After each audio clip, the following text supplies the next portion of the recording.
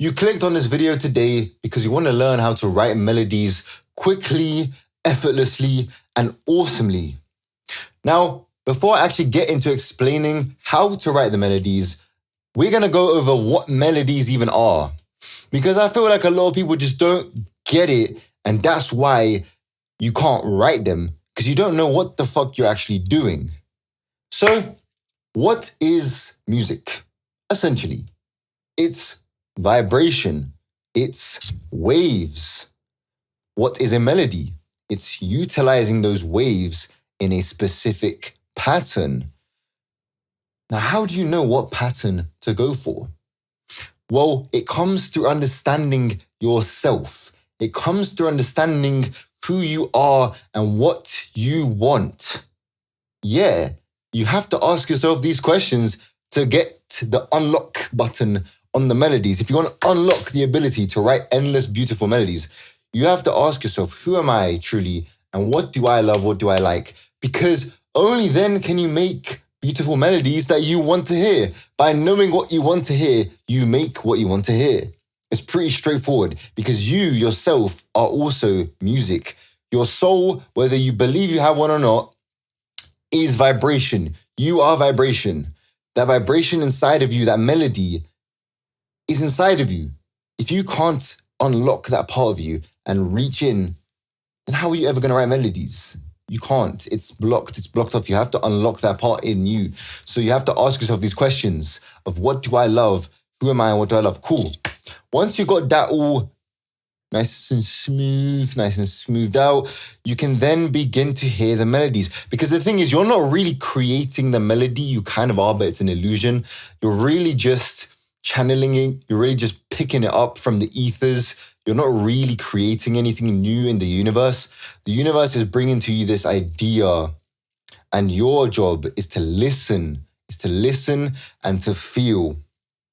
If you can do those two things, listen really intently and feel, you feel that feeling in your gut, in your body, in your soul, then you will write melodies that you want to hear, that you love, that other people will love too, because we all share the same consciousness, okay?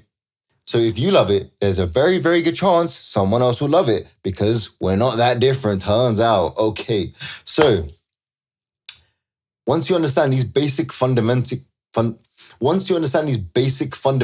principles of what a melody even is, what music really even is, then you can get to it. I'm going to walk you step by step as to how I create melodies and progressions and chords, etc., etc. So, right now, we're in FL Studio, of course. Going to load up a pattern. We already have Serum 2 loaded up. Yes. Okay, cool. Nothing but the init patch. This is just the initial patch. I'm not even going to edit anything. I typically do write my melodies in the init patch because you can hear every note clearly. That's the thing with a saw wave. You can just hear everything clearly. You don't have to worry about, is that out of tune slightly? Like, yeah, I don't have perfect pitch. I do have relative pitch. I think most people do. If you train it, you can get it. But how I start writing my melodies, I literally have no idea what the fuck I ever do. I'm just going to point out real quick. I don't really know music theory like that. I don't really know music theory. Like, I never studied it super thoroughly. I know a couple bits and bobs. Like, I don't know it super thoroughly, right? I still don't understand how the fuck to use the circle of fifths. I don't get that shit. But it doesn't matter. It doesn't matter because what matters is that you follow the feeling. You follow the feeling. That's what you follow. Not the circle of fifths. Fuck that. You follow the feeling inside of your gut. That's what you follow. You follow that feeling inside your heart. Trust me, once you can do that, you're going to write melodies that slap. Okay, cool. So first of all, I mean, it does help to set the intention. What kind of melody are you going for? You're going for something more joyous, something more joyful, high vibrational, something a bit more mean, something a bit more sad, something a bit more ethereal and out there. It just depends, right? Me, I'm going to be completely transparent right now. I have no idea what I want to write. I have no idea what's going to come out. So I'm just going to start pressing keys on the keyboard at random. Okay, yeah, like a random generator. My fingers are going to act as a random note generator right now. That's what's going to happen. So it could sound like shit. Let's figure out what we're going to do. Now, it's easier if you pick a key, of course. So let's just say I'm going to go for A minor. And I love my 6-7-1 progression. I love the... That's one of my favorite progressions. It's very simple, yeah, very uplifting. So we can just stick with that. Go an octave lower, okay. So that's already what I've decided my progression is going to be. But we don't need to worry about it. We're doing melodies. Literally press random notes until you find something you want to hear.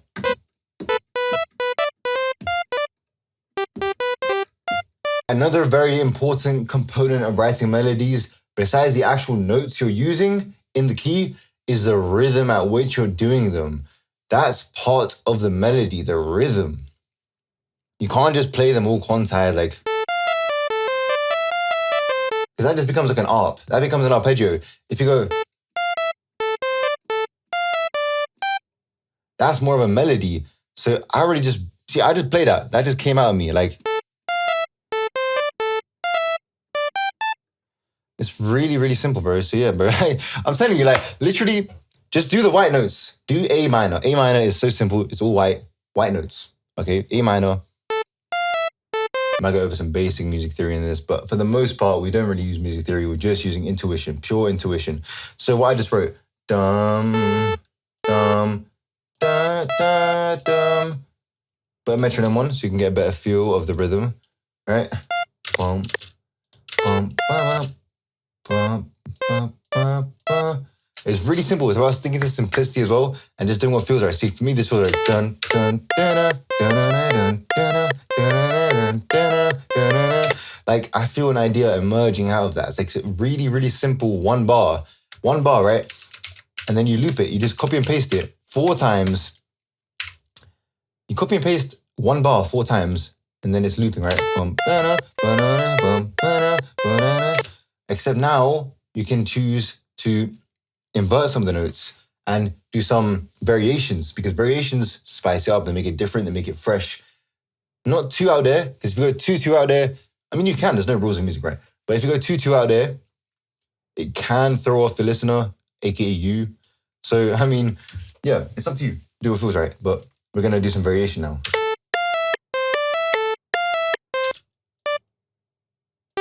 Go to the 7th, because that's a very nice transition from 7 to 1. There's obviously can't really go wrong with that.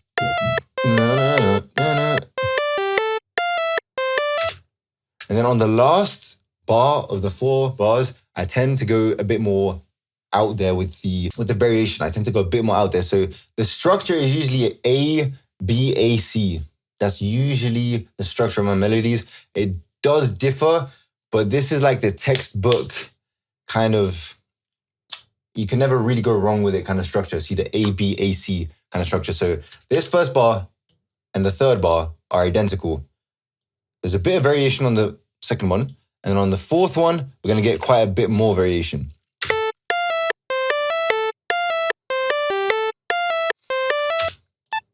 And then I hear a dotted note kind of dun, dun, dun, dun, dun, dun. Something really simple.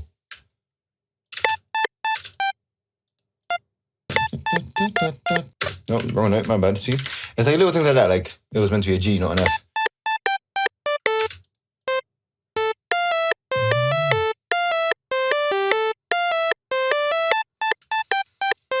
Yep, that's it. So, essentially, you come up with a basic skeleton of this melody. It's very simple, as you can hear. Nothing crazy going on. Wasn't very hard to do. You literally just press random notes on the keyboard and you hear something that feels kind of cool, that sounds kind of cool. You copy it 4 times. You edit the second bar and then you edit the 4th bar to make it lead back into the first one in a nice loop. Now, 6, 7, 1, 3 progression. So this is what it sounds like. So you go from F. This is the 6th on the minor scale. So the reason you call it the 6th is because we're in A minor and A is the 1. And every single note you go up from there is the number of the corresponding note. So this is the 2, the 2nd, the 3rd, the 4th, the 5th, the 6th. Right? So we start on the 6th on the F. So and then we go up to the 7th, right? And then the 1, right? And then the 3rd, because the 2nd is B. So, and they're meant to be twice as long. That's my mistake, see? Boom, boom, simple, boom, boom. Now it should have a lovely little chord progression. Simple one.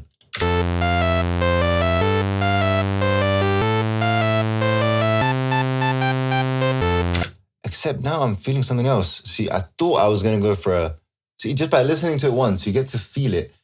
You get to feel it. Also, make sure, because I notice a lot of people work, like they write the notes down and they don't play it back.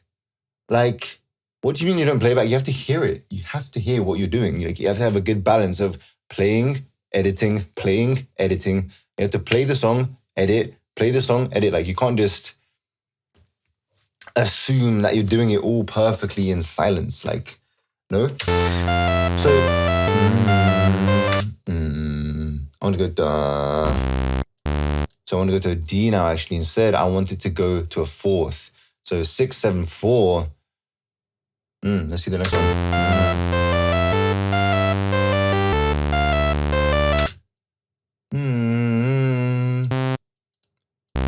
Yeah, so I still want it to be the 3. Yeah.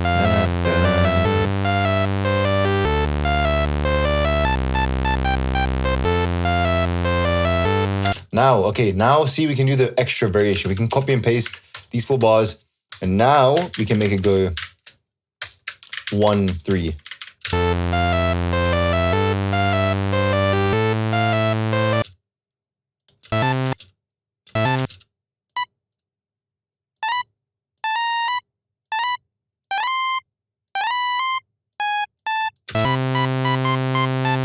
See, now we got another variation. See, so now we got, I'm going to slow the tempo down to like 130-ish. Get a little house kind of, you know?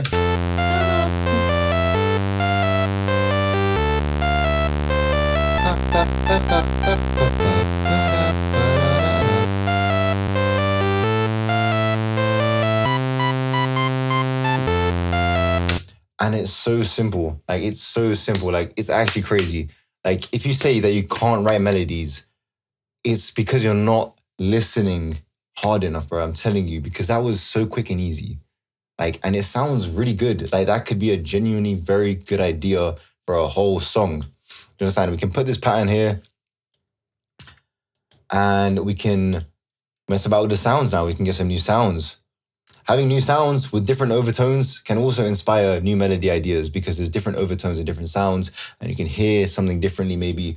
And that's another great way to come about with inspiration for your melodies, is by changing up the sound. So what we're going to do here is we're going to take the bass line and we are going to paste the bass line in here. And we are going to change the sound to a Reese bass. We're going to quickly do some quick sound design. Quick sound design, nothing crazy. Nice little Reese bass. How do you make a Reese? How do you make a Reese? Lol.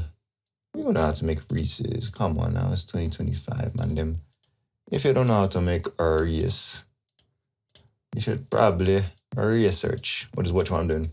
I mean, my Reeses are pretty straightforward. Nothing even crazy, in my opinion. I can get a bit more crazy with it because I do tend to actually add a separate sub. I always feel in a Reese bass that the sub needs to be strong. And if it's not strong enough, it doesn't really penetrate the mix enough. And then I do tend to, after the compressor, put an equalizer and cut out all the sub around like 100-ish, maybe a bit lower, 80. So yeah. Now that is a Reese. Ta-da. Now we should, so it's too low, and the MIDI's too low, so put it octave higher.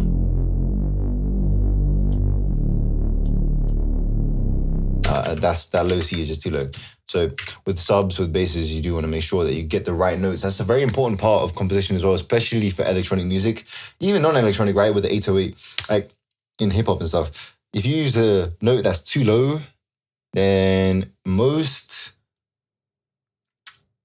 output modules, most speakers, most headphones it won't sound great. It won't sound great. And you can't even hear the sub anymore because it's just too low. So there we go. Boom. Now we've got the bass line going. So we're going to put that in here. And then with these pluckies, we're going to turn them into plucks. And I want them to be sine wave plucks. I'm going to put the brand to 0. You guys are getting extra sauce right now. You guys are getting extra sauce. This was supposed to be about melodies, but now we're going to get some cute little sound design tips. So I wanted to have a slight texture to it. So I'm going to add a tiny bit of noise in the oscillator settings here, in the oscillator editor. Just a tiny bit of noise. Nothing crazy. Say that. Boom.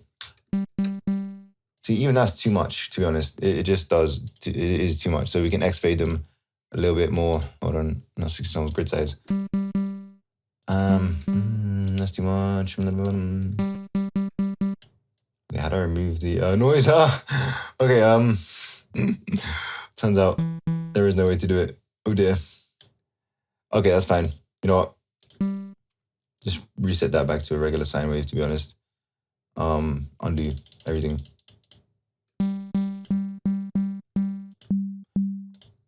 Yeah, no, I prefer just a clean sine wave. Let's just stick with that for now, roll with that.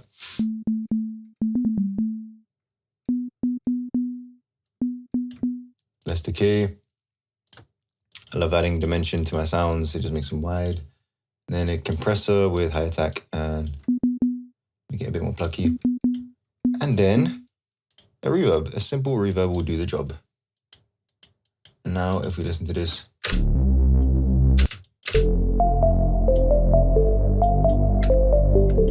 Bro.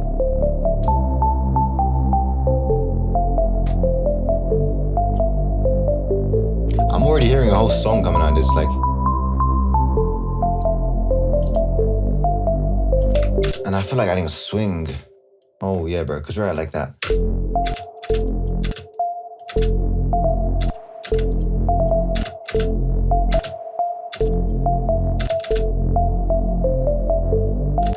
Yeah, do you hear that?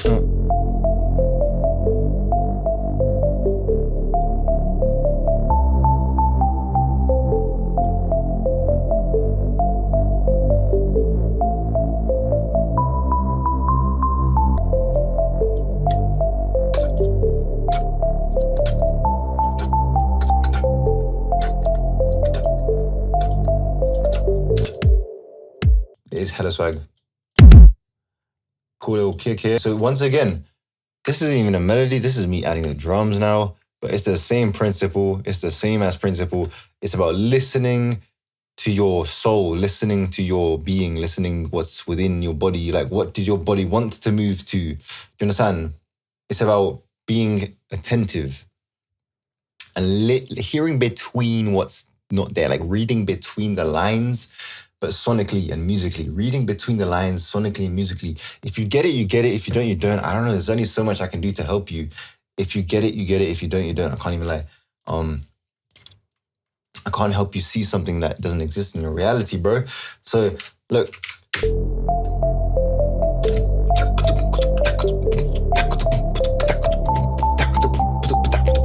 Like, it's really simple.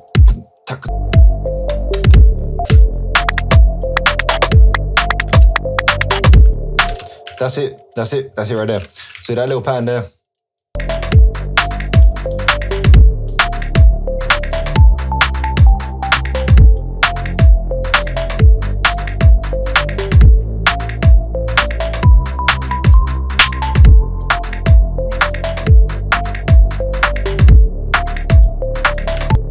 Now I hear a much more simple melody because you see this one, although it's relatively simple, it could be even more simple and more macro, right? This is a more micro kind of melody. We're going to go into macro and micro at some point. We're definitely going to go into that. But micro basically means there's more detail.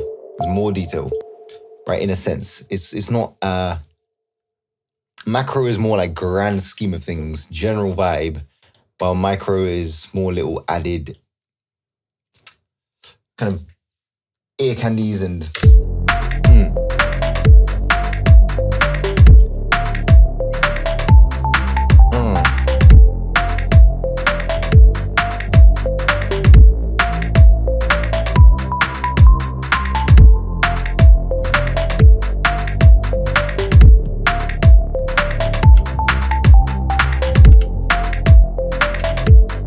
yeah, I can't stop listening to this. To be honest, it's quite freaking good. But yeah, now we're gonna turn on the voices here, and we're gonna make a strange kind of envelope, like a tacky kind of boom. Maybe some phase distortion. Boom. Distortion, because yeah, distortion's cool.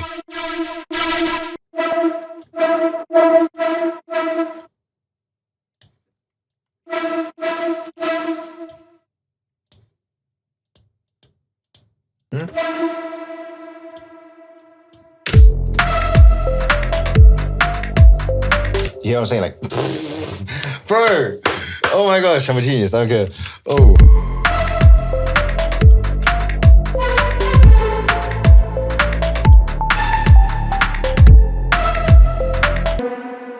That sounds kind of cool. Oh!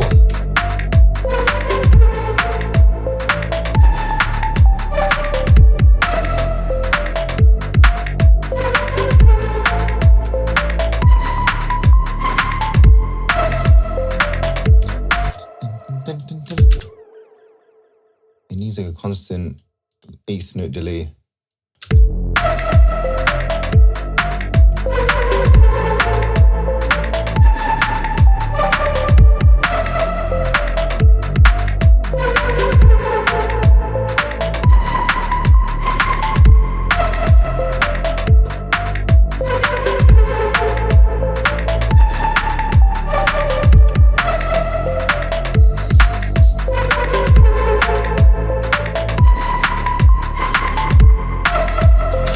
Okay, that's gonna do it for today. That essentially, in a nutshell, is how you go about starting from nothing to a full-fledged idea. I can literally make a whole track out of this. I'm not going to in this video, although you might see this on SoundCloud and all my other platforms. But if it's not finished, I might upload it to the spam account.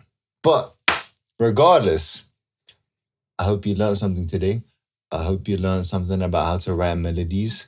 I hope you learned how to look deeper within you to feel the grooves, because that's literally all music is about. It's about feeling the grooves. I would not be able to write something this cool if I wasn't as attentive as I said. I'm just listening, bro. Like, it's all really about listening to music. Like, that's what you do with music. You listen to it. And in the very same way, that is how you create it as well, by listening to the music in here and here and here. You understand? All right, cool. Peace.